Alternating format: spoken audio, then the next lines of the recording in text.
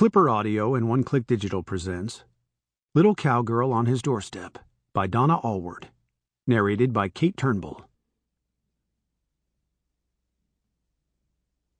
Chapter 1.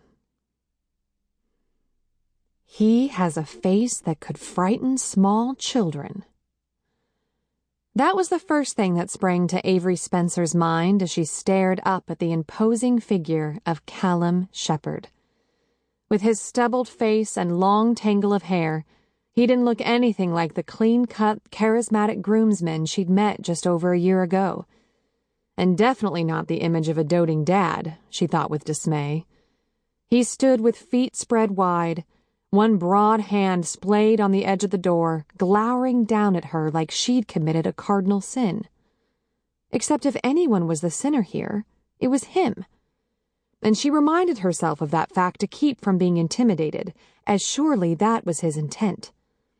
She felt the first tiny trickle of sweat sneak down her spine in the cloying summer heat. Everyone always said Alberta was a dry heat, but that sure wasn't keeping her shirt from sticking to her back. It made her shift uncomfortably just at the moment she needed to be in absolute control. This could go so wrong in so many ways. "What do you want?" he asked sharply. Apparently, he had also acquired the manners of a boor. How lovely. For a brief second, Avery considered that making this trip might have been a colossal mistake. But then she squared her shoulders and lifted her chin. No, it had been the right thing to do. At least after today, there would no longer be any secrets or lies. She wouldn't spend the rest of her life looking over her shoulder, wondering what would happen if he ever found out about Nell. Far better to face it head-on and get it over with. Besides, when it came down to brass tacks, Avery really believed that Nell deserved to know both parents. She swallowed, battling against the familiar wave of grief whenever she thought of her sister, Crystal. In this case, Nell deserved to get to know the one true parent she had left, Callum.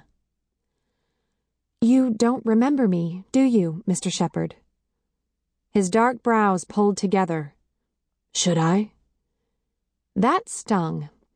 After all, she remembered him, and he'd looked far different the last time she'd seen him, which was 1 year, 1 month, and, 5 days ago? Not that she was counting, mind you.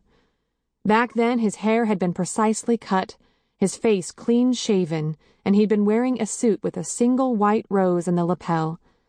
Avery... Sample complete. Ready to continue?